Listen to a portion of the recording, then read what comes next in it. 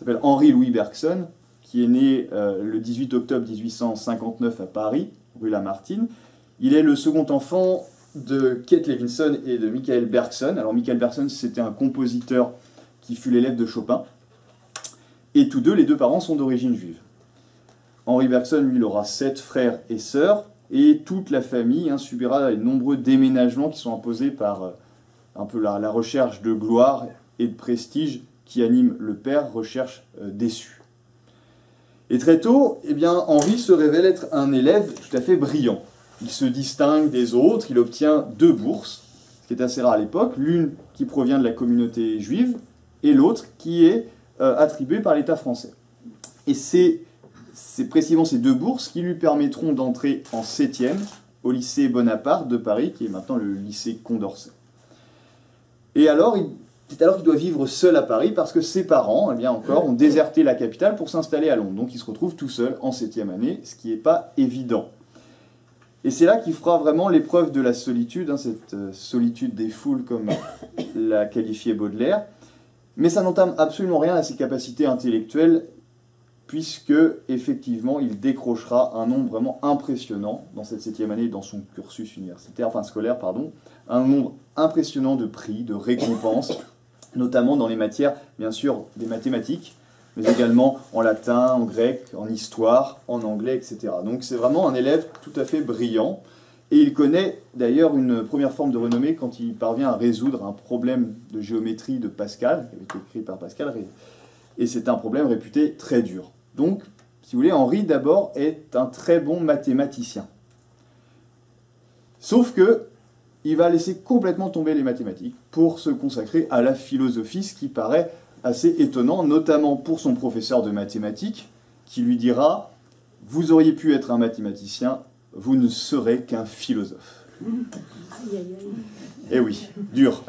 Quoi qu'il en soit, Bergson décide, malgré cette remontrance, de poursuivre son intuition, encore une fois, qui l'amènera donc à franchir les portes de l'école normale supérieure au cours de sa 19e année. Et donc c'est en 1878 qu'il est reçu 3e à l'école normale supérieure, derrière le futur homme politique Jean Jaurès. Donc en plus de côtoyer Jaurès, Henri se liera d'amitié avec celui qui deviendra par la suite l'un des fondateurs de la sociologie moderne, qui est Émile Durkheim. Vous voyez, il y avait un terreau, une émulsion intellectuelle assez impressionnante. Il est arrivé 3e après Jaurès, sauf que Henri remporte l'agrégation de philosophie en 1880, à la seconde place, cette fois devant Jaurès, face à qui, durant toutes ces années, il se sera un petit peu effacé par timidité. Bergson était quelqu'un d'assez réservé, timide, quand face à Jaurès, qui était quand même un orateur hors pair et qui maîtrisait la rhétorique. Une fois qu'il a son diplôme en poche, il enseigne en province, Bergson, notamment au lycée et à l'école supérieure des jeunes filles d'Angers. Il refuse un poste à Saint-Brieuc, il en refuse un autre à Carcassonne. Et toujours timide, mais sa timidité ne déplaît pas aux femmes. Notamment une certaine Mathilde Alanic, qui l'immortalisera dans un portrait au nom assez évocateur de l'Enchanteur pour la revue d'Anjou. Après Angers, Bergson part enseigner à Clermont-Ferrand. C'est une ville universitaire dont il ne fréquente que très peu les bals, les soirées. Lui, ce qui l'intéresse, c'est vraiment de fixer dans ses recherches doctorales. Il est seul parmi ses écrits, et il s'adonne néanmoins à 2 activités. L'hypnose, avec un docteur, Albert Maire, et l'escrime. Et pour lui, ces 2 activités ne sont pas de simples divertissements. Bergson y perçoit à travers ses pratiques une expérience du corps psychique qui initiera sa pensée future sur la vie comme cet élan vital, cette création de soi par soi. Donc ce sont des activités finalement choisies. Il fait des suppléances au lycée Louis-le-Grand et Henri IV en 1888, et il est nommé professeur au collège Rollin, où se trouve déjà un certain Mallarmé, avec qui il n'entretiendra aucune relation. Il soutient enfin 2 thèses, le 27 décembre 1889. Alors la première principale, à l'époque il y avait 2 thèses, c'était costaud. La première principale était intitulée Essai, une très célèbre Essai sur les données immédiates de la conscience, Alors la trame de fond, c'était le rapport entre la durée et la liberté, on y reviendra, et une seconde thèse complémentaire en langue latine qui évoque le concept de mouvement chez Aristote, notamment à travers son ouvrage fondamental d'Aristote qui s'intitule La physique. Il reçoit pour ces deux thèses les félicitations unanimes du jury et il devient doctor ès lettres. C'est cette qualification qui lui ouvre les portes du fameux lycée Henri IV en 1890 et il devient professeur en Cagne à partir de 1893. C'est alors qu'il publie son ouvrage Matière et mémoire en 1896, on les date n'importe peu. Matière et mémoire qui connaît les prémices d'une reconnaissance qui sera vouée à devenir bien sûr nationale et même internationale. Et malgré ça, eh bien, le problème de Bergson, c'est qu'il n'arrive pas à enseigner à l'université. Il manque par deux fois la chaire à la Sorbonne, et ces refus auront une conséquence assez majeure, puisque ce sera l'inexistence d'une école bergsonienne fondée sur un courant de pensée qui, forcément, issu d'une direction de chaire. Donc il n'a pas de chaire, il n'y aura pas de mouvement de pensée d'école bergsonienne, à l'inverse d'un certain nombre de philosophes qui, en dirigeant des chaires, auront pu développer leur pensée à travers une école et un mouvement particulier. Et donc ce n'est qu'après la publication de son essai sur le rire qu'il accède à une chaire, cette fois, la chaire de philosophie ancienne, au Collège de France, en 1898, année où il est nommé maître de conférence à l'école normale. Vous voyez, bien occupé. Il entre ensuite, suite à son élection, à l'Académie des sciences morales et politiques, encore une casquette en plus. Et bien qu'il soit solitaire, il trouve l'amour en la personne de Louise Neuberger, qui a un lien de parenté assez éloigné avec l'auteur Marcel Proust. Ils donneront naissance à une petite Jeanne, et ils connaîtront une épreuve particulièrement difficile, c'est la surdité native de leur fille. Et malgré cela, eh bien, ils trouveront, les deux parents, notamment Henri, et par ses efforts, etc., sur le vocabulaire, la langue, ils arriveront tous les deux à permettre à leur enfant d'obtenir l'usage de la parole, malgré la surdité native. Et cet effort de la vie sur elle-même participera à la théorie de l'élan vital, encore une fois, que Bergson commence à développer. Donc il a l'intuition. À partir de 1904, et l'obtention de la chaire, cette fois, de philosophie moderne au Collège de France, eh bien, la popularité de Bergson s'accroît considérablement. Les amphithéâtres sont bondés, tout le monde cherche à assister à ces cours, quitte à se bousculer, à se bagarrer même, des faits sont relatés. Et ce succès populaire, il n'a finalement pas d'équivalence dans le milieu de la recherche scientifique. Son ouvrage en Matière et mémoire, que j'évoquais, est souvent critiqué. C'est-à-dire qu'en fait, à Bergson, on lui reproche quoi? On lui reproche, paradoxalement, son rationalisme et son mysticisme. Ce qui est effectivement étonnant, tout à fait paradoxal. Et certains scientifiques, d'ailleurs, railleront vraiment les thèses qui sont évoquées dans un de ses ouvrages, L'évolution créatrice, qui sera publié en 1907. Il est sans doute vrai que les théories avancées par Bergson refusent, encore une fois, la simplicité d'une vision moniste, purement matérialiste, scientifique, voire scientisme, qui était très développé à l'époque. Et ce refus du monisme, ça s'accompagne, selon certains détracteurs, d'une tendance spiritualiste chez Bergson, voire même mystique, dans la révélation, si vous voulez, d'une sorte de vie au-delà de la seule matière, et puis finalement de la séparation que prône Bergson entre l'âme et le corps. Donc finalement, l'enjeu semble plus complexe que cela, à mon avis, et Bergson se révoltera contre une mésinterprétation de ses écrits à travers l'usage du silence. C'est-à-dire que finalement, il ne répondra que très rarement à ses détracteurs. Et cette défiance de l'intellectualisme français se retrouvera également au-delà des frontières de l'Hexagone, et notamment au Royaume-Uni. Alors il reste très populaire dans des sphères autres que les sphères scientifiques et intellectuelles, mais par contre, vous avez beaucoup d'intellectuels et de scientifiques qui critiquent sa pensée, qui critiquent ses écrits, notamment le philosophe et mathématicien anglais Bertrand Russell, qui fustige d'ailleurs plus souvent la personne de Bergson que sa pensée. En revanche, c'est aux États-Unis que les théories de Bergson semblent être mieux accueillies à la fois par la sphère intellectuelle que la sphère populaire. Et il est reçu d'ailleurs par l'ancien président des États-Unis, Theodore Roosevelt, en personne, lors d'une série de conférences à l'Université de Columbia. Et fait assez notable, c'est que le premier embouteillage sur la célèbre Broadway, pas occasionné par les traditionnels défilés, mais par la conférence de ce philosophe français, qui était intitulée « Spiritualité et liberté ». Apparemment, c'était un truc impressionnant, hein. L'amphithéâtre était bondé, il fallait ouvrir les fenêtres, il y avait des queues qui étaient une file d'attente sur le trottoir dans la rue pour écouter Bergson. Donc on a ouvert les fenêtres pour laisser s'échapper la voix de l'orateur.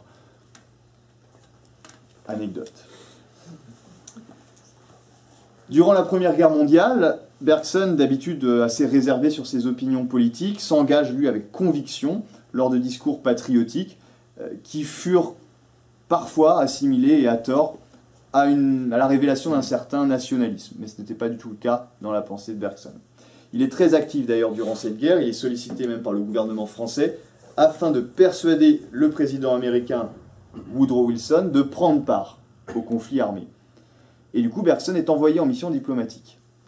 Il rencontre Wilson et c'est leur affinité, notamment quant à la création d'une société des nations afin de promouvoir la paix dans le monde, mais également la capacité de parler de Bergson en langue anglaise, qui permettra notamment de faire pencher Wilson pour une déclaration d'entrée en guerre. Et le Congrès vote effectivement l'entrée en guerre des États-Unis d'Amérique le 6 avril 1917.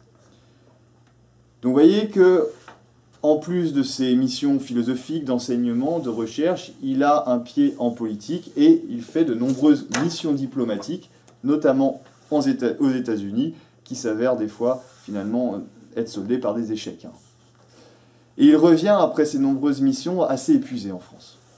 Et alors il délaisse des fonctions, nombreuses fonctions d'enseignement, pour se consacrer à la publication d'un recueil d'essais et de conférences qui est intitulé « L'énergie spirituelle ». Et cet ouvrage marque les débuts de son intérêt pour une forme particulière de mysticisme. D'autant qu'il commence, à cette même période, à s'orienter vers le catholicisme. Et on voit qu'à travers ses écrits, il ressort la notion d'immortalité de l'âme et sa volonté, si vous voulez, de réaffirmer la spiritualité face à l'essor des machines et la domination mécaniciste que semble prendre le monde d'après-guerre. Ouais, c'est une sorte de combat, encore ici. Il va être président à partir de 1922 de la CICI, c'est-à-dire la Commission internationale de coopération intellectuelle, qui sera le futur UNESCO. Et au sein de la CICI, on peut dire que Bergson s'épuise vraiment, au sens littéral du terme, à mener à bien toutes les missions qui lui incombent. Il rencontre à cette période Albert Einstein, après la publication donc, par Bergson de son ouvrage « Durée et simultanéité ». C'est un ouvrage sur les bases de la théorie de la relativité, c'est pourquoi il rencontre Albert Einstein, mais les deux hommes, de manière générale, n'arriveront pas à se comprendre.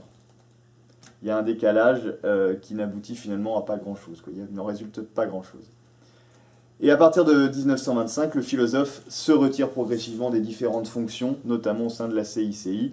Il est malade, il souffre notamment de rhumatisme articulaire, qui l'empêche de se rendre à Stockholm pour recevoir le prix Nobel de littérature, qui lui a été décerné en 1928.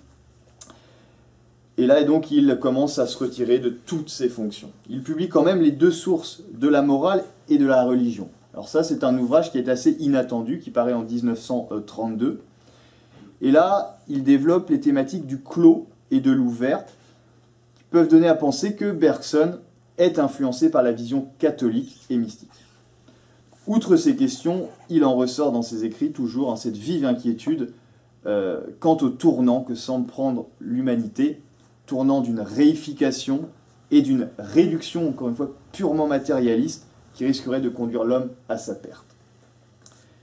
Il s'éloigne des médias, de la sphère intellectuelle, publique, et il publie son dernier ouvrage, La pensée et le mouvant, en 1934. Il s'éteint le 3 janvier 1941, des suites d'un refroidissement pulmonaire, et la légende voudrait que sur son lit de mort, entouré d'amis et de proches, avant que cet élan vital ne cesse de l'animer, il ait prononcé cette phrase « Messieurs, il est 5 heures, le cours est terminé. » Légende. Donc voilà, le parcours de l'homme, je pense, doit à présent nous éclairer un petit peu sur quelques aspects de sa philosophie.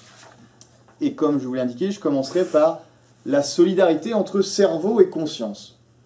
Un lien très particulier dans la philosophie de Bergson. Et pour essayer de comprendre ce lien, cette forme de solidarité que décrit Bergson, je vous propose de débuter par un extrait de L'énergie spirituelle, qui comporte le fameux exemple du clou et du vêtement. Alors je vais vous lire le passage, c'est un petit passage qui me semble assez édifiant. Voilà ce que nous dit Bergson. Que nous dit en effet l'expérience? Elle nous montre que la vie de l'âme, ou si vous aimez mieux, la vie de la conscience, est liée à la vie du corps, qu'il y a solidarité entre elles, et rien de plus. Mais ce point n'a jamais été contesté par personne, et il y a loin de là à soutenir que le cérébral est l'équivalent du mental, qu'on pourrait lire dans un cerveau tout ce qui se passe dans la conscience correspondante. Un vêtement est solidaire d'un clou auquel il est accroché. Il tombe si on l'arrache du clou. Il oscille si le clou remue. Il se trouve, il se déchire si la tête du clou est trop pointue. Il ne s'ensuit pas que chaque détail du clou corresponde à un détail du vêtement, ni que le clou soit l'équivalent du vêtement. Encore moins s'ensuit-il que le clou et le vêtement soient la même chose. Ainsi, la conscience est incontestablement accrochée à un cerveau. Mais il ne résulte nullement de là que le cerveau dessine tout le détail de la conscience, ni que la conscience soit une fonction du cerveau. Tout ce que l'observation, l'expérience, et par conséquent la science, nous permet d'affirmer, c'est l'existence d'une certaine relation entre le cerveau et la conscience. Voilà l'extrait par lequel je souhaite débuter cette présentation. Donc, on va y revenir. Essayons de définir maintenant la conscience selon Bergson. Cette conscience, elle renvoie, pour le philosophe, à différentes significations qui sont complémentaires les unes des autres. Il y en a trois. Attelez à les définir. Première définition de la conscience pour Bergson. Chez un individu, la conscience s'exprime à travers la distance que cet individu est capable d'opérer entre ce qui se présente à lui comme une réalité présente, mentale, et les représentations mentales dont il dispose. Qu'est-ce que ça veut dire? Ça veut dire que la conscience réside dans la possibilité de chaque individu de dépasser la seule réalité présente à travers un panel toujours plus important de souvenirs et de pensées, représentation mentale. Et c'est par ce biais que l'individu peut parvenir à se saisir lui-même, à finalement prendre conscience de lui-même comme un homme qui ne saurait finalement être défini par une réalité présente, fixe, immuable. Une réalité finalement dans laquelle il serait toujours réduit à n'être qu'un instant de lui-même. Vous et moi, nous prenons conscience de nous-mêmes à un moment présent, mais nous savons que nous ne serons jamais toujours cette même personne. Nous évoluons à travers la vie avec les rapports aux autres.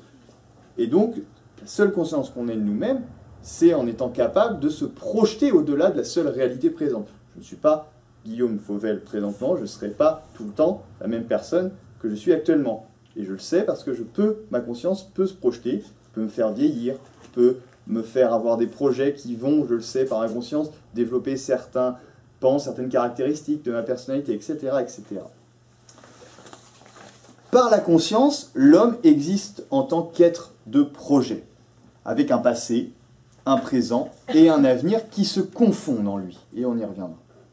Or, cette conscience, qui déborde la seule réalité présente, eh bien, elle est synonyme de choix. En effet, il appartient à l'être conscient de choisir parmi ces multiples représentations mentales, afin de sélectionner celle qui emporte son approbation, sa volonté. C'est ce qu'on fait tous les jours, presque à chaque instant. Si je prends un exemple, un être sans conscience, qu'est-ce que ça serait un être sans conscience? Ben, finalement, ce serait un être incapable de choix, si on suit Bergson.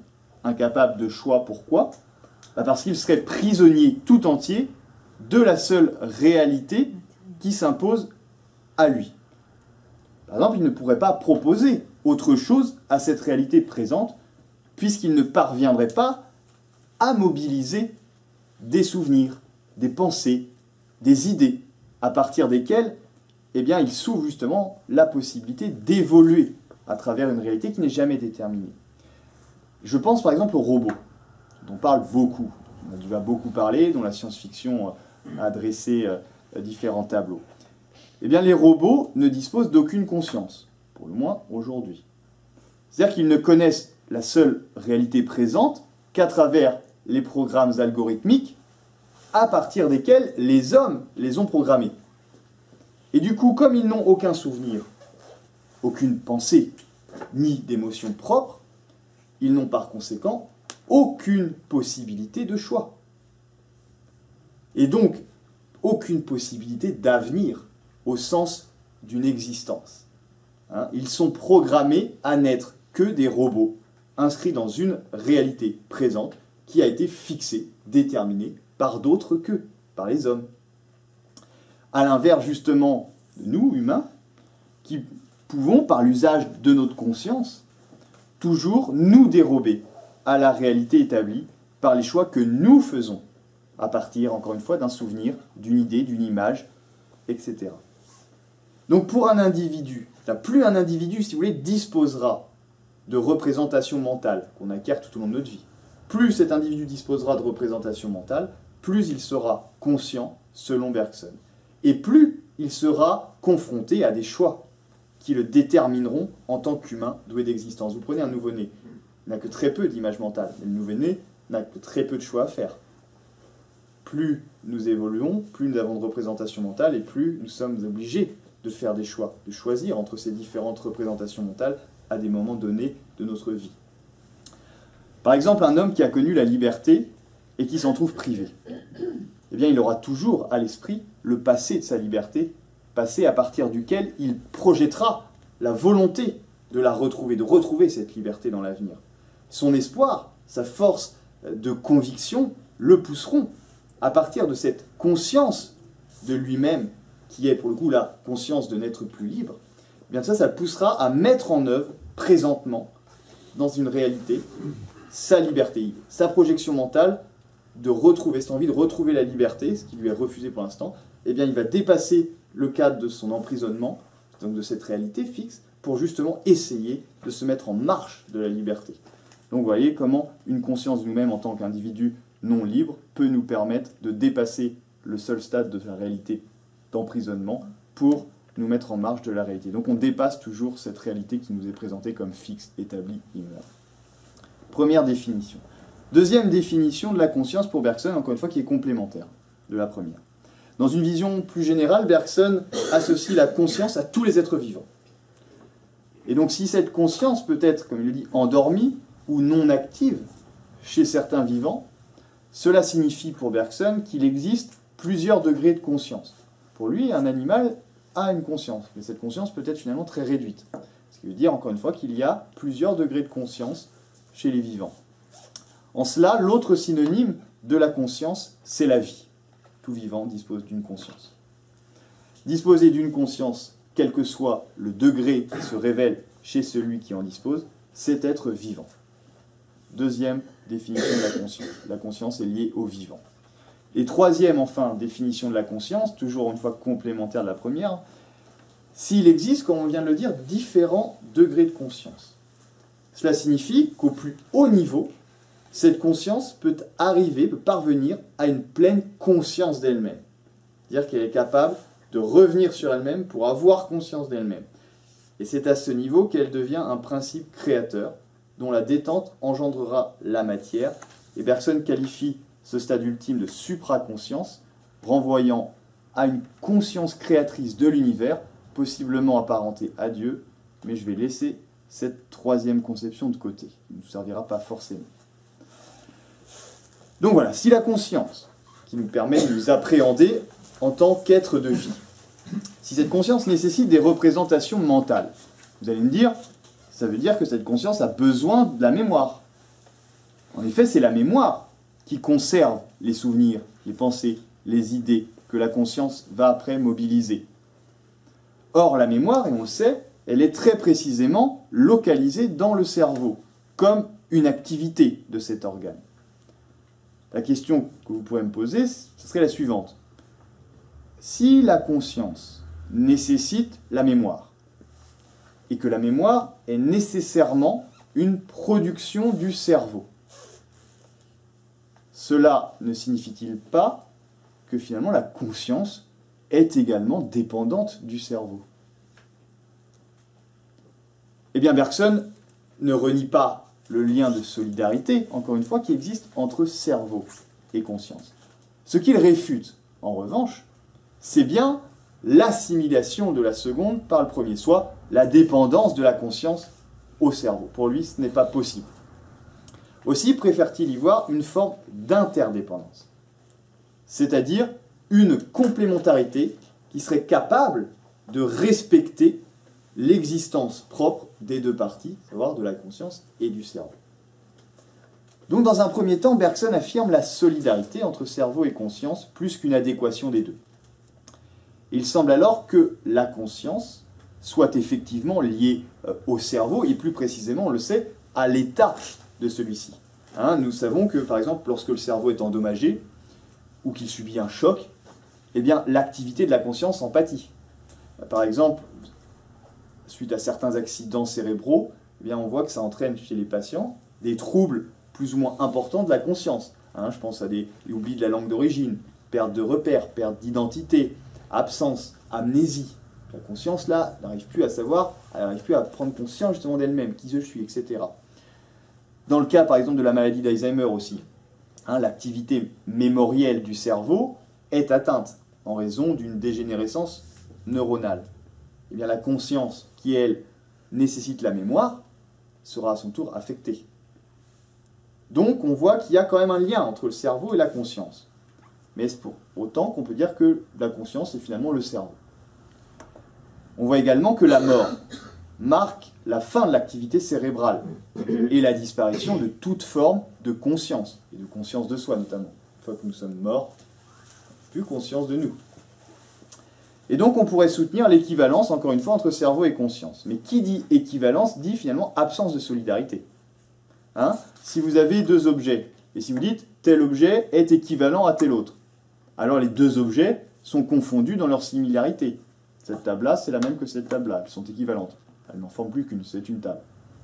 Or, Bergson soutient que la conscience est solidaire du cerveau. La solidarité, ça ne peut exister qu'entre deux parties dont les différences se réunissent à un moment donné afin de leur permettre d'exister véritablement. Prendre un exemple très concret.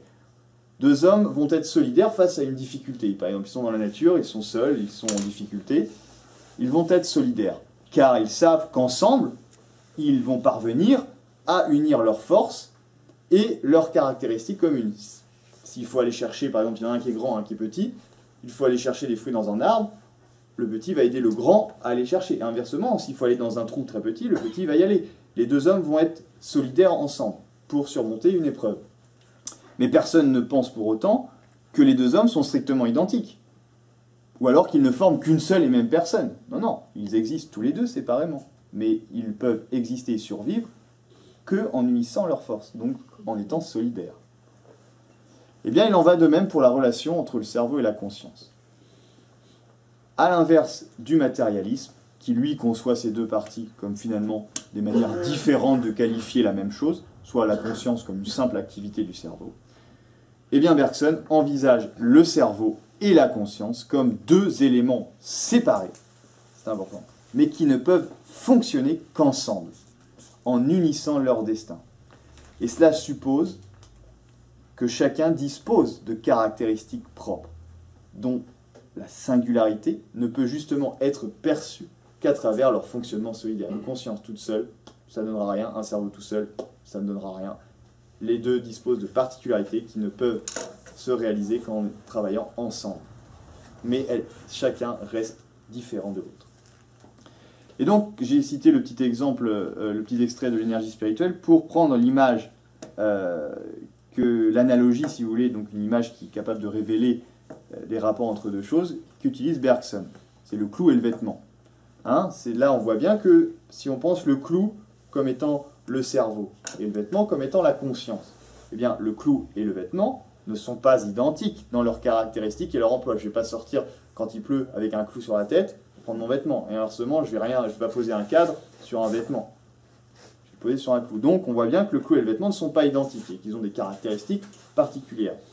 Néanmoins, ils sont solidaires. Dans l'exemple cité, ils sont solidaires l'un de l'autre à partir du point d'ancrage qui les unit, soit la partie du clou sur lequel repose le vêtement. Et par ailleurs, nous ne pouvons raisonnablement assimiler le vêtement au clou, à partir de leur seul point d'ancrage. Parce que le vêtement repose sur le clou, que les deux sont identiques, encore une fois. Il y a une grande partie du vêtement qui n'a en effet aucune relation avec le clou, qui ne touche pas le clou. Donc il peut y avoir une évolution dans la structure de la matière qui constitue le cerveau. Cette évolution de la matière, le cerveau, eh bien, n'affectera pas nécessairement la conscience, c'est-à-dire l'activité de la pensée qui n'est pas du ressort de la matière, mais davantage celui d'une projection mentale visant une unité de sens. On y reviendra. Et vous avez aujourd'hui certaines techniques de méditation qui permettent de lutter contre une douleur physique.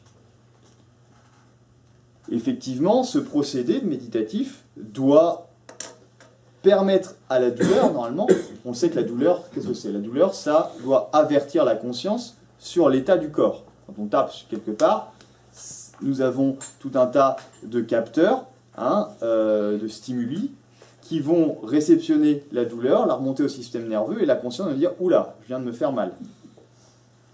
Sauf qu'avec certaines pratiques méditatives, on peut rompre ce chemin, ce cheminement.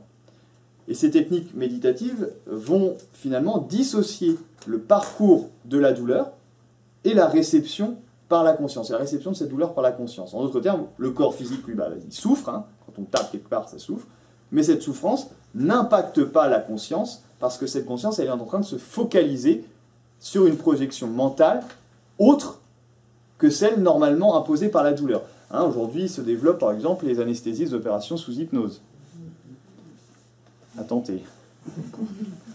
Donc ce schéma, si vous voulez, ça illustre une possible dissociation entre le cerveau et la conscience lorsque cette conscience parvient à se concentrer sur une autre donnée que celle qui serait transmise par le cerveau. Donc, possible dissociation. Ce ne sont pas deux organes identiques. Néanmoins, ce qui peut paraître assez déroutant chez Bergson, c'est ce petit passage, c'est-à-dire la conscience accrochée au cerveau. On comprend très facilement, effectivement, qu'un vêtement soit accroché à un clou, un porte-manteau. Par contre, quand il s'agit d'imaginer une conscience accrochée au cerveau, ça peut poser problème.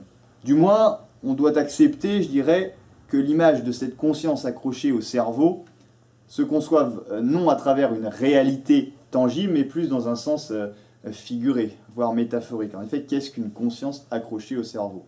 On dit finalement pas grand-chose. Et d'ailleurs, Bergson prend l'exemple du clou et du vêtement, mais l'on pourrait prendre celui d'un pied dans une chaussette. Ah oui, là, ce sont toutes les parties du pied qui sont accrochées à la chaussette. C'est-à-dire que le pied, dans son ensemble, correspond à la chaussette. Donc en prenant l'exemple du clou et du vêtement, ça l'arrange bien aussi, pour démontrer juste la solidarité qu'il existe entre conscience et cerveau. Néanmoins, malgré cet aspect, la conception de cette solidarité, donc de cette interdépendance entre le cerveau et la conscience, ça permet à Bergson de dénoncer deux postulats qui nous intéressent particulièrement. Ce soir, on l'a déjà dit, on l'a déjà évoqué, le postulat matérialiste d'un côté et le postulat fonctionnaliste de l'autre. J'aborderai le postulat matérialiste d'abord. On le sait, le courant matérialiste, je l'ai évoqué au début de cette présentation, il entend pratiquer une réduction de l'ensemble des éléments vivants, organiques, à la seule matière. Nous ne sommes que matière, point barre. Et suivant cette idée, la conscience serait confondue avec le cerveau et ne serait donc que de la matière également. Le cerveau produirait la conscience pour les matérialistes. Et les deux seraient identiques. Ils résulteraient d'une certaine organisation de la matière. Ainsi, serait-il tout à fait possible de lire les pensées comme on lirait dans un livre codé. Il faudrait juste apprendre à en décrypter le code initial. Et cela passerait par une compréhension fine des mouvements de la matière qui entraînent les réactions physico-chimiques du cerveau. En gros, on vous ouvre le crâne, on regarde, on fait une cartographie de votre cerveau, on regarde comment ça fonctionne là-dedans, et par rapport à tel stimuli, on dirait vous pensez ça. Théorie matérialiste. Cette vision, c'est notamment celle d'un célèbre neurobiologiste français qui est Jean-Pierre Changeux. Je ne sais pas si ça dit quelque chose à certaines personnes. Jean-Pierre Changeux, il a écrit un ouvrage qui s'appelle L'homme neuronal. On y reviendra. Et Changeux, si vous voulez, à travers sa thèse, il déclare que l'homme est tout entier neuronal. C'est-à-dire un être dont la psyché se trouve entièrement assimilée et produite par le cerveau biologique. Et donc, il est déterminé dans son être uniquement par son cerveau. Et donc, finalement, il est tout entier un support matériel. L'étude relative au fonctionnement du cerveau déboucherait, comme on l'a dit, sur l'étude et la compréhension de la formation des pensées. Autrement dit, c'est-à-dire quoi? C'est-à-dire que dans un avenir proche, c'est une sorte de déterminisme tout à fait, et que toutes nos pensées, finalement, pourraient être comprises, mais également analysées, stockées, et surtout exploitées économiquement ou détournées. Donc l'ouvrage de Changeux dont je parlais, L'homme neuronal, date de 1983, et quand il a été publié, ça a levé de boucliers et un certain nombre de polémiques. Ça l'a notamment opposé au philosophe français Paul Ricoeur.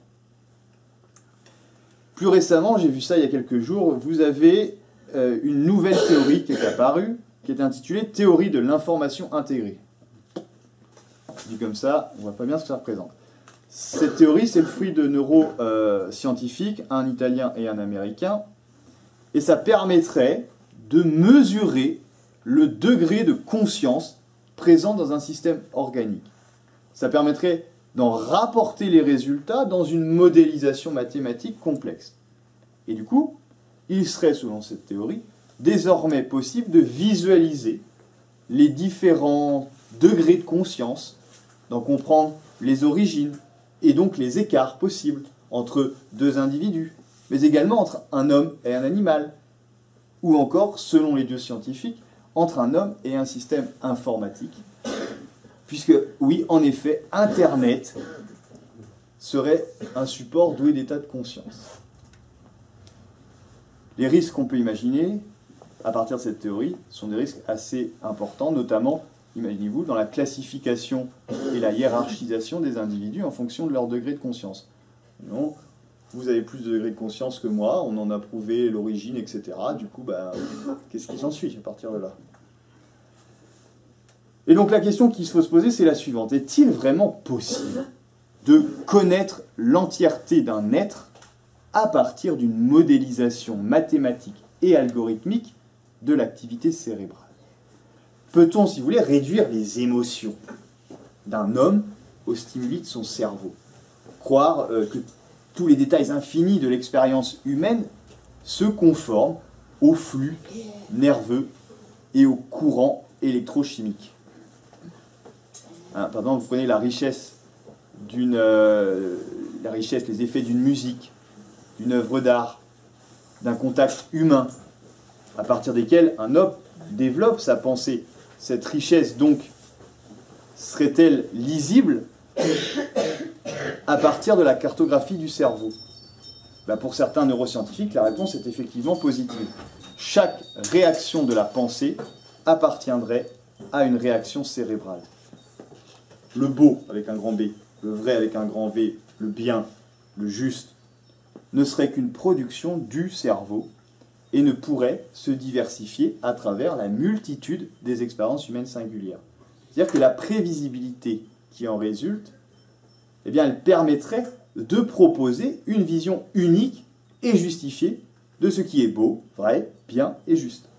Je dirais, voilà, par rapport à votre cerveau, on sait que cette notion-là est bien quand certains stimuli rentrent en action. Du coup, ça sera cette notion-là qui sera retenue. Et ça sera la même chose pour tout le monde. puisque tous les cerveaux vont, soi-disant, fonctionner sur cette base. Et ça reviendrait à quoi? Ça reviendrait à imposer un modèle unique d'expérience humaine, et à rejeter finalement toute autre forme de pensée et de ressenti qui sont jugés non rationnels, non conformes à la détermination scientifique de ce que doit éprouver et ressentir l'homme. C'est-à-dire qu'en fait, on n'accepte plus que vous ayez des pensées qu'on ne puisse pas lire. Et du coup, à partir de là, si vous éprouvez des choses différentes, vous serez catalogué comme anormal. Donc c'est un modèle unique qui est facile à soumettre aux besoins de l'économie de marché notamment, au type d'hommes productifs et consommateurs que l'on souhaite faire advenir. Tous les hommes devront s'uniformiser à partir du modèle du beau, du vrai, du bien, du juste, qui est prétendument issu du cerveau. Et nous ne voyons pas d'ailleurs aujourd'hui ces modèles s'ériger en normes à suivre. Je pense notamment à la beauté, canon de la beauté, toujours évolué à travers les siècles, mais aujourd'hui, vous voyez comment, à quel point, notamment chez les jeunes gens, ils se sentent obligés de se conformer à certaines exigences de minceur, de silhouette, de forme, de jeunesse qu'on essaye aujourd'hui de plus en plus de rendre éternel comme un critère de vie. Ou alors le bien. Le bien, ça s'inscrit notamment aujourd'hui dans une vie bonne, qui dédie finalement à une certaine forme de consommation et de pouvoir d'achat, etc., etc. Donc nous comprenons peut-être ici la volonté de Bergson d'essayer de révéler le réductionnisme de ce courant matérialiste. Mais le philosophe, il entend, on l'a dit, également dénoncer l'autre courant qui est le fonctionnalisme. Le fonctionnalisme, lui, de manière générale, il conçoit la conscience comme une branche de l'activité cérébrale. C'est très similaire comme courant. Et là, la conscience, non, elle n'existe pas, c'est juste une branche de l'activité du cerveau. Et donc, cantonné à une fonction du cerveau, à une étape du fonctionnement organique, contrôlée par le cerveau lui-même, eh bien la conscience n'aurait plus d'existence propre et singulière. Et nous passons alors d'une relation de solidarité à un simple rapport de dépendance de la conscience vis-à-vis du cerveau.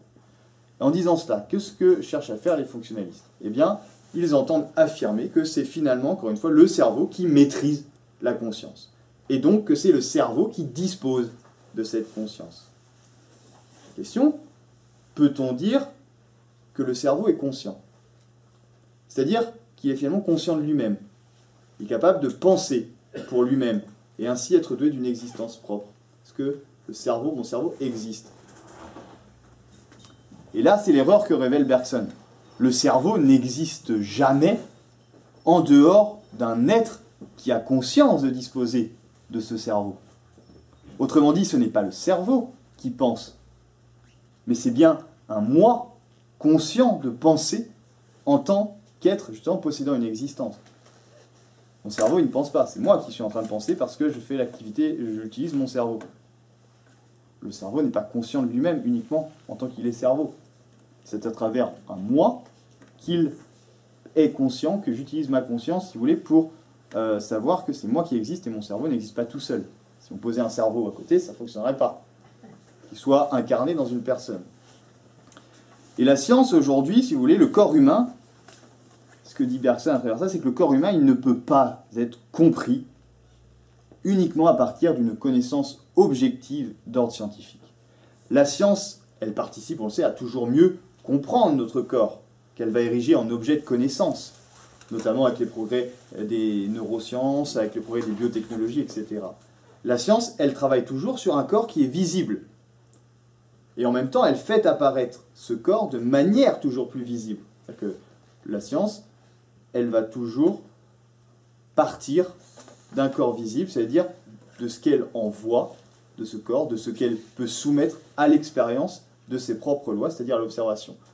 Notamment à partir des premières dissections. On a regardé l'intérieur, on a dit ça fonctionne comme ça, comme ça, comme ça, donc j'en déduis ça scientifiquement. Donc la science a toujours besoin d'un corps qui est visible. Mais ce corps, il n'est pas connu que scientifiquement. Il est également éprouvé par l'homme vivant en tant que cet homme est un sujet d'existence, dira Ricoeur. En réponse d'ailleurs à Changeau, au neurobiologiste. Et là, c'est la dualité qui est très importante chez Bergson. Je suis un corps comme objet matériel, visible, corps biologique, mais aussi comme sujet de moi-même. Et selon cette distinction qui a été empruntée à Merleau-Ponty, nous voyons qu'il existerait deux façons complémentaires d'envisager notre rapport au corps. Dans un premier temps, le corps comme objet matériel. Bah, ça renvoie à ce corps dont le fonctionnement me permet de vivre, hein, au biologique. Effectivement, ce corps, il a besoin de tout un tas de choses pour pouvoir survivre. Et ce corps, il est toujours appréhendé dans son extériorité. C'est la seule capable d'explication et de déchiffrement scientifique, encore une fois. Je vois un corps avant de savoir ce corps. Si vous voulez, l'apparence de ce corps, sa visibilité, c'est le support même de sa matérialité, de son existence en tant que réalité tangible. Effectivement, je ne vais pas dire le corps n'est pas matière. Si, quand je touche quelqu'un, je sens qu'il y a de la matière. Et il est constitué de matière. Ce serait complètement absurde de dire le corps n'existe sans aucune matérialité. Si, le corps biologique est matière. Et c'est sur cette matière que la science cherche à comprendre le fonctionnement corporel. D'accord, très bien. Hein? Le corps compris scientifiquement, il apparaît donc, on l'a dit, comme un assemblage toujours complexe, avec une mécanique, hein, dont l'explication permet de lutter toujours plus efficacement, on le voit aujourd'hui, contre certaines maladies, contre certaines déficiences. Et de toujours mieux aussi entretenir son corps, manger 5 fruits et légumes par jour, le préserver de certaines conduites dangereuses pour son fonctionnement biologique. Effectivement, très bien. Mais je suis également, il ne faut pas l'oublier, un corps comme sujet de moi-même. C'est-à-dire, je suis une intériorité tout à fait invisible. C'est ce que développe notamment Bergson. Si je vois le corps d'un autre homme, je l'identifie à l'espèce humaine par une épreuve universelle de l'humanité en l'homme. Soit, si vous voulez, la possibilité de reconnaître un autre que moi par l'expérience et la connaissance d'un corps extérieur identique au mien. Effectivement, je me retrouve n'importe où. Si je vois un autre homme, je vois d'abord son corps. Je me dis, ce corps ressemble au mien, fait partie de l'espèce humaine. Ou alors, par exemple, je vais percevoir l'extériorité de ces réactions corporelles. La souffrance, la douleur, la joie, l'émerveillement. Réactions qui sont les mêmes que les miennes une fois encore. J'ai déjà reçu, par exemple, en plantant un clou, j'ai déjà reçu un coup de marteau sur le doigt. Je sais ce que ça fait que de recevoir un coup de marteau, et je sais quelle réaction s'ensuit. Si je vois quelqu'un donner un coup, recevoir un coup, il va éprouver généralement les mêmes réactions. Et donc je vais me dire, ah oui, lui aussi il est un corps, et donc il appartient à une forme d'humanité qui est définie par un corps. Ok. Et cette réaction, encore une fois, on peut l'expliquer scientifiquement. Mais si je reconnais l'autre, encore une fois, par ce corps matériel, ce corps objet, porteur d'une réalité tangible, eh bien je ne connais pour autant rien de son intériorité, de son corps comme sujet de moi-même, ce lieu où je peux entrer en moi, dans mon fort intérieur, dans ce que Ricoeur appelle un forum de soi à soi. Je vous vois là. Vous êtes des corps présents, effectivement, que je pourrais toucher, saluer, mais je ne connais absolument rien de ce qui vous caractérise en propre.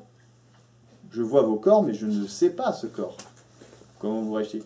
Je vois quand certains peuvent s'ennuyer, à la fac par exemple, ou quand certains ont faim, etc. Oui, mais je ne sais rien de ce qu'ils sont intérieurement. Ça ne les qualifie pas en tant que personne. Et donc c'est à travers le corps extérieur que nous rencontrons l'autre en premier lieu. Jamais avec ses idées, ses goûts, ses émotions, ses sentiments. Cela peut venir, et on le sait par la suite, bien sûr, mais jamais immédiatement. Je ne peux jamais dire, vous êtes cette personne et vous serez toujours cette personne. Non, je ne vous connais même pas, alors comment je pourrais dire que vous serez toujours cette personne que je vois devant moi? Donc réduire la conscience à une simple activité du cerveau, c'est réduire une forme de vie subjective, intérieure, à la seule vie objective, matérielle, saisissable par la science dans sa totalité. Ainsi, la conscience n'est-elle pas une fonction du cerveau? Elle est bel et bien une fonction du moi.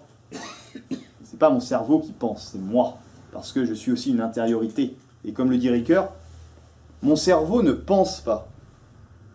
Mais tandis que je pense, il se passe toujours quelque chose dans mon cerveau. Je vais essayer de l'expliquer. Par exemple, il m'arrive de penser à un souvenir, à une idée, à comment organiser ma journée. Je réfléchis, je suis chez moi, je pense à tout ça, et en même temps, instinctivement, je prends un verre d'eau sur la table. Mon cerveau, c'est mon cerveau qui s'active pour me permettre de prendre le verre sur la table, alors que je pense à toute autre chose. Dans cet exemple, si on prenait les techniques d'imagerie cérébrale, si elles s'appliquaient par exemple à ce moment précis que je viens de vous évoquer, eh bien sans doute ces techniques révéleraient mon envie de boire un verre d'eau. Et les mécanismes, donc elle révélerait également les mécanismes cérébraux qui s'activent pour réaliser cette opération. C'est-à-dire mon cerveau dit j'ai soif, je vais prendre un verre d'eau. Sauf que ces imageries-là, à mon avis, elles ne pourraient rien dire quant au souvenir, à l'idée ou à la façon dont je projette d'organiser ma journée et auquel je pense en prenant mon verre d'eau. L'imagerie verra juste, il a besoin d'eau, il va prendre un verre d'eau. Alors que pourtant, j'ai fait ça mécaniquement et je pensais à toute autre chose. Donc à travers cet exemple, on peut considérer que le cerveau est certes semblable d'un individu éventuellement à un autre, mais jamais la conscience qui habite ces individus. Si vous mettez deux hommes, quand je vais prendre un exemple, si vous mettez deux hommes dans le désert, très tôt, les mêmes mécanismes cérébraux se mettront en fonction pour signaler le besoin d'hydratation du corps biologique. Ok. En revanche, il sera fort probable que la conscience de ces individus propose à chacun des moyens différents pour essayer de se procurer de l'eau. Il y en a un qui peut complètement être affolé et partir à fond pour essayer de chercher un puits. L'autre qui va dire il faut rester tranquille, je vais essayer de trouver un coin d'ombre et attendre que certaines personnes passent. La conscience va réagir différemment. Ou alors même, peut-être que le cerveau dira chez les deux hommes, indiquera qu'il faut boire, qu'il faut trouver de l'eau, mais peut-être que les deux hommes penseront à des souvenirs antérieurs, à des souvenirs, penseront à autre chose. C'est pas parce que les cerveaux des deux sera mobilisé sur la fonction trouver de l'eau que leur conscience sera exactement la même, leur dira il faut marcher dans ce même sens, il faut faire ça, je pense exactement la même chose. Non, la conscience peut se distinguer, se dissocier du cerveau, encore une fois. Et pourtant, les deux hommes éprouvent la soif. Mais ils n'ont pas les mêmes pensées. Auquel cas, ils deviendraient finalement un des êtres parfaitement identiques et uniformisables. Donc voici en quoi le cerveau et la conscience sont solidaires. Mais ils ne sont jamais confondus, ils ne sont jamais identiques. Et en cela, Ricoeur précise que les progrès des neuroscientifiques, ils pourront toujours mieux effectivement comprendre l'extériorité du corps, soit la vie objective, mais si vous voulez, ils ne pourront jamais comprendre l'intériorité de ce corps, entendu encore comme un fort intérieur habité par une vie subjective qui est indéterminable. Ainsi, la neuroscience ne pourra-t-elle jamais rendre compte du fort intérieur de la conscience. Et une fois encore, la solidarité entre ces deux parties est fondamentale, en ce qu'elle me permet effectivement de prendre soin de mon corps, de me soigner quand je suis malade, d'apprendre à me préserver de certains dangers, de mon environnement, tout en développant, au-delà de cette seule vie biologique, de cette survie primaire, eh bien, les manières de bien vivre, c'est-à-dire d'édifier une vie vraiment intérieure qui m'est singulière et à travers laquelle j'existe en tant que personne incarnée. Alors, je vais peut-être passer un peu, parce que c'est vrai que j'ai tendance à m'éterniser. Pour finir sur ce premier point, je dirais que Bergson également perçoit dans les théories matérialistes une faiblesse, cette fois méthodologique. Ces théories matérialistes, qui considèrent en effet la réduction de la conscience au cerveau, au matériel, à la matière, eh bien, le font parce qu'elles trouvent une telle réduction bénéfique aux avancées technoscientifiques. C'est-à-dire qu'on va dire, oui, le cerveau et la conscience, c'est de la matière, et du coup, avec nos progrès technoscientifiques, on va pouvoir comprendre votre conscience, on va pouvoir comprendre votre pensée, à condition d'accepter que cette conscience soit de la matière, donc soit confondue avec le cerveau. Donc, vous voyez que cette réduction, ça arrange les technosciences dans les avancées technologiques qu'il y a. Mais la confusion entre conscience et cerveau, elle fait l'objet d'une vérité, cette confusion, puisqu'elle est utile, du coup, comme on vient de le dire, à l'expérimentation cérébrale. Et c'est ici que Bergson s'indigne en posant la question suivante: depuis quand peut-on dire qu'une théorie scientifique est vraie en raison de son utilité? Effectivement, le propre de la science, c'est la réfutabilité. Tout un tas de vérités scientifiques sont apparues, elles n'étaient pas du tout utiles, pas nécessairement. Mais si vous dites que cette théorie scientifique est vraie parce qu'elle est utile, là vous allez avoir un sérieux problème éthique, à mon avis. Et c'est le cas aujourd'hui avec certaines avancées biotechnologiques. Donc vous voyez que les nouvelles voies d'expérimentation cérébrale qui sont ouvertes par les avancées technoscientifiques sembleraient véhiculer une vision de l'homme et de la vie contre laquelle Bergson se révolte, et il se révolterait certainement encore plus aujourd'hui. C'est une vision qui réduit la vie à son seul critère objectif, c'est-à-dire à sa seule détermination scientifique en lui refusant toute autre définition, notamment celle, encore une fois, de la subjectivité qui est portée par la conscience. Et comme l'écrit Bergson dans l'énergie spirituelle, il n'y a pas conscience sans une certaine attention à la vie. La conscience, on l'a dit, ça nécessite la mémoire. Sans mémoire, c'est-à-dire cette possibilité de retenir des éléments du passé, eh bien, il ne saurait pas y avoir de conscience, hein, car cette conscience n'aurait finalement aucun support à partir duquel formuler ces fameuses représentations mentales qui nous permettent de faire des choix. C'est parce que j'ai retenu des leçons, des expériences de vie, des moments heureux, malheureux, le fonctionnement d'un outil, que je vais pouvoir les projeter mentalement dans une situation donnée, et ainsi prendre une décision sur ce que je dois faire ou ne pas faire. Par exemple, j'ai déjà monté un meuble, j'ai déjà utilisé un tournevis ou alors une perceuse. Eh bien, je sais maintenant que je devrais, si l'exemple se reproduit, je sais que je devrais utiliser un tournevis et une perceuse, précisément parce que j'ai le souvenir de leur utilisation. Et du coup, je projetterai ce souvenir à une situation donnée pour prendre un choix. La mémoire a trait au passé, enregistre les éléments du passé. Mais la conscience, ce n'est pas seulement la mémoire du passé. La conscience, elle ne fait pas uniquement signe vers un temps révolu, bien au contraire. Les souvenirs que cette conscience hérite du passé, qu'elle va mobiliser, eh bien, ça lui permet d'envisager constamment l'avenir, qui reste alors ouvert au choix, et donc à la possibilité qu'on a d'exister à travers l'histoire que l'on se crée, les projets qu'on envisage et qui constituent pas à pas justement notre avenir. Je vais citer Bergson. Bergson dit « Toute conscience est donc mémoire ». Okay. Conservation, accumulation du passé dans le présent. Mais toute conscience est anticipation de l'avenir. Considérez la direction de votre esprit à n'importe quel moment. Vous trouverez qu'il s'occupe de ce qui est, mais en vue surtout de ce qui va être. L'attention est une attente, et il n'y a pas de conscience, encore une fois, sans une certaine attention à la vie. La conscience, eh bien, elle s'enrichit du passé pour déployer l'avenir, ici et maintenant, depuis notre présent. Et c'est précisément dans ce mouvement que se révèle l'attention à la vie. Et reconnaître cette attention en nous, c'est également accéder à un plus haut degré de conscience, non seulement de nous-mêmes, mais des autres aussi, en tant qu'ils sont porteurs de projets et d'une existence, en tant qu'ils sont des êtres vivants. Et l'intérêt de ce mouvement, c'est que ça doit nous permettre de toujours rechercher à exister en tant qu'être de projet, donc à faire des projets et à ne pas être cantonné qu'au seul vivre biologique, mais à rechercher une forme de bien-vivre encore une fois. Et le problème que dénote Bergson, c'est lorsque le simple fait de vivre, qui est réduit au biologisme, c'est-à-dire de répondre encore une fois aux besoins vitaux de l'organisme, quand ce simple fait de vivre prend le dessus sur notre recherche du bien-vivre qui est initiée par cet état de conscience.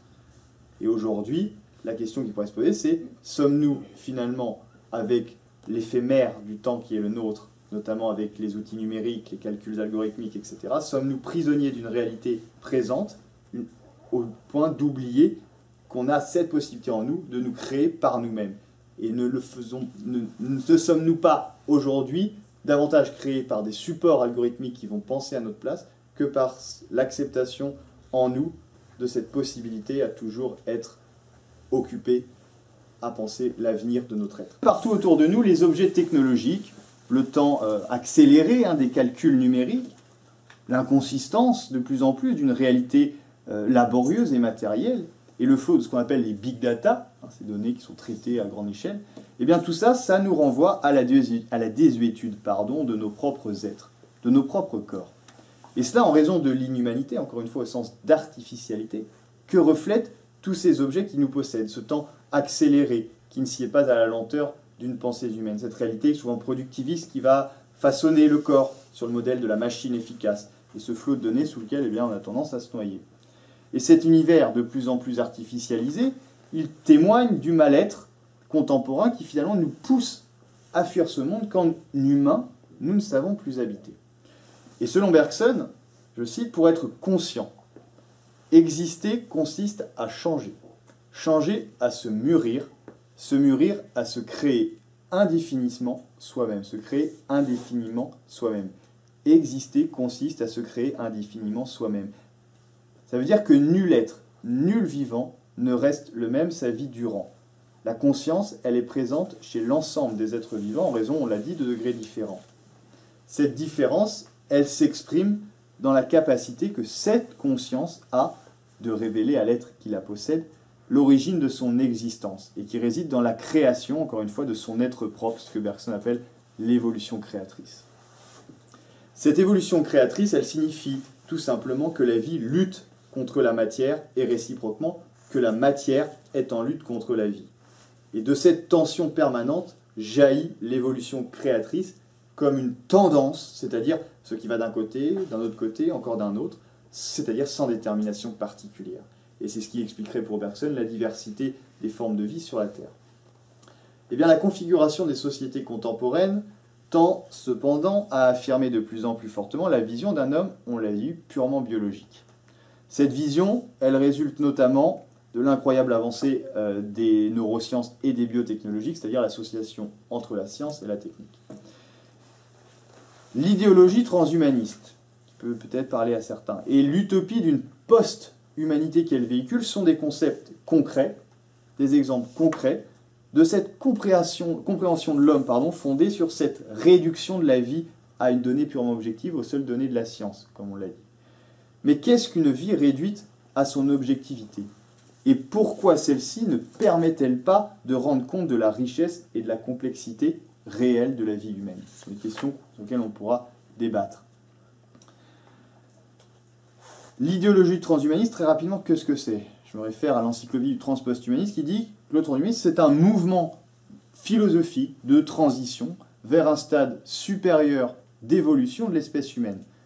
Ce courant d'idées va récupérer l'humanisme traditionnel afin de lui adjoindre des techniques d'augmentation, entre guillemets, d'augmentation de nos capacités physiques, cognitives, dans un but, dit-il, de dépassement de nos limites naturelles et biologiques, et surtout d'adaptation perpétuelle au monde. À quel monde? C'est une question également qu'on pourra se poser. Et il est précisé plus loin qu'on pourra considérer que cet âge transhumaniste sera clos dans un souci, dans un effort de transition, lorsqu'il permettra l'ouverture sur l'ère du post-humain. Donc, vous voyez, l'humain, le transhumain, et on doit arriver à un post-humain. Ça doit être considéré comme une évolution continue. Eh bien, là, ce qu'il faut dire, c'est que cette idéologie transhumaniste s'inscrit au cœur d'un système d'organisation sociale de type capitaliste, aujourd'hui marqué par une réactualisation néolibérale. Et cette idéologie, elle ne peut, elle ne doit pas être coupée de ce contexte d'organisation sociale. Et si l'augmentation technologique, qui est défendue par le transhumanisme, c'est-à-dire de nous faire augmenter technologiquement en acceptant une alliance toujours plus poussée avec des éléments technologiques et notamment une machine. Eh bien, des puces et non-puces, etc. Et qui repose, et on le verra, sur la prévisibilité, c'est-à-dire la définition que vous êtes des êtres prévisibles. On va pouvoir calculer ce que vous serez algorithmiquement pour vous insérer dans un modèle. Et donc, ce transhumanisme, cette augmentation, elle vise à faire vivre les hommes plus longtemps et en bonne santé. Mais c'est avant tout pour adapter leur métabolisme à l'environnement machinique qui accroît l'efficacité productive. Une efficacité que les simples hommes ne pourront bientôt plus égaler et face à laquelle ils ne pourront plus rivaliser. L'objectivation de l'homme, à travers justement cette réduction de l'homme à un seul cerveau, l'homme neuronal, l'homme qui est finalement pure matière, eh bien cette objectivation de l'homme entraîne sa prévisibilité. Si l'être humain est en effet considéré comme un être matériel, au même titre que tout ce qui l'environne, alors la science peut savoir ce qu'est l'homme dans son intégralité. Si la conscience est confondue avec l'activité cérébrale, alors l'observation de cette dernière, l'activité cérébrale, ouvrira la possibilité d'une connaissance précise de l'intériorité jusqu'ici secrète, mystérieuse et sacrée de chaque être. Une connaissance des pensées, de vos songes, de nos songes, des désirs, de nos envies, etc. Et cette réduction est ici, c'est celle de la vie subjective encore une fois, qui va permettre de définir l'être humain comme un être uniquement objectif, et du coup uniformisé, uniformisable, d'en connaître toutes ses réactions. Donc on va pouvoir modéliser ça sur un écran, et on va pouvoir dire, cet être-là, il est productible, effectivement ça existe déjà, oui. Il est productible en série, sur un modèle économique rentable aujourd'hui. Donc la vie définie univoquement de manière objective, ça correspond à une vie débarrassée de l'être sensible qui réside dans cette vie subjective intérieure, et ça marque ainsi la fin d'une conscience solidaire du cerveau. La question sur laquelle on va pouvoir se quitter, c'est parvenons-nous encore à éprouver cette vie intérieure en tant qu'humains aujourd'hui? La prévisibilité de nos êtres ne signifie-t-elle pas une prise en charge de plus en plus intégrale de notre vie intérieure, jusqu'à peut-être nous priver de la possibilité de cette expérience? La prévisibilité de l'humain que la technoscience rend toujours plus poussée semble ouvrir, à mon sens, un marché économique inédit. Et il ne faut pas se leurrer. S'il y a des théories comme le transhumanisme qui sont fondées sur un matérialisme radical, si ces théories du coup connaissent un essor aujourd'hui, c'est parce que la vision qu'elles proposent prend place au cœur d'une forme d'organisation sociale particulière. Et c'est ce que le philosophe et écrivain Éric Sadin qualifie d'automatisation de la vie. Ça traduit finalement l'extension de la captation algorithmique et de la raison numérique à l'ensemble des domaines de l'existence, et non plus seulement aux gestes et actions qui sont propres à un emploi. Et pareil, automatisation intégrale tend à disqualifier l'action humaine, non pas lui seulement dans la sphère du travail, on s'entend, mais également dans le quotidien des individus, dans leurs relations aux autres, dans l'organisation politique de la société et jusque dans leur pouvoir d'être. Et ce pouvoir d'être, normalement, il n'est pas modélisable si on suit Bergson. Il jaillit à droite à gauche, c'est un élan créateur, chacun se crée par lui-même, et du coup, il serait impossible pour les technosciences de proposer un modèle unique d'homme sur lequel on va pouvoir capitaliser. Or, c'est ça le combat aujourd'hui. Si vous voulez, aujourd'hui, c'est l'affrontement entre une certaine idée de l'homme et une autre idée de l'homme.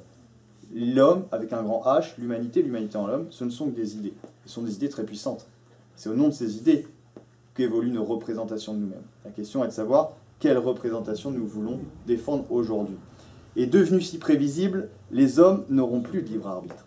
Ils seront parvenus à annihiler tout état de conscience qu'ils ont d'eux-mêmes pour se soumettre volontairement ou pas à une vie artificiellement construite par des choix qui ne sont plus les leurs. Repensons à nos robots. Si nous devenons des cyborgs, qui programmera notre réalité? Ne plus vouloir donc rechercher la liberté depuis notre attention à la vie, donc faire attention à notre vie en tant que fort intérieur, eh bien, c'est refuser finalement d'être humain au sens où l'entend Bergson. Et je cite Bergson, « La conscience correspond exactement à la puissance de choix dont l'être vivant dispose. Elle est coextensive à la frange d'action possible qui entoure l'action réelle. Conscience est synonyme d'invention et de liberté. Cette liberté que révèle notre conscience doit, à mon avis, certes nous permettre, bien sûr, de dépasser notre nature matérielle. Non pas, cependant, pour trouver au-delà d'elle une nouvelle forme de vie qui serait réduite à, finalement, une fixité de notre corps dans une forme artificielle parfaite, qui ne souffrirait plus de la vie, parce que la vie affecte notre corps, forcément, mais c'est ce qu'elle nous donne la possibilité aussi de disposer d'une conscience. Et du coup, si on renie cette vie, on essaie de la figer, comme le souhaitent les transhumanistes, dans une forme de vie parfaite qui ne souffrirait plus d'imperfection, eh bien, nous perdrions notre conscience. Et du coup, cette réflexion doit prendre place dans cette dernière réflexion de Bergson, qui dit effectivement, si on réfléchit à ça, c'est parce que peut-être que, dit Bergson, beaucoup meurent aujourd'hui sans avoir connu la vraie liberté. Voilà. Terminé.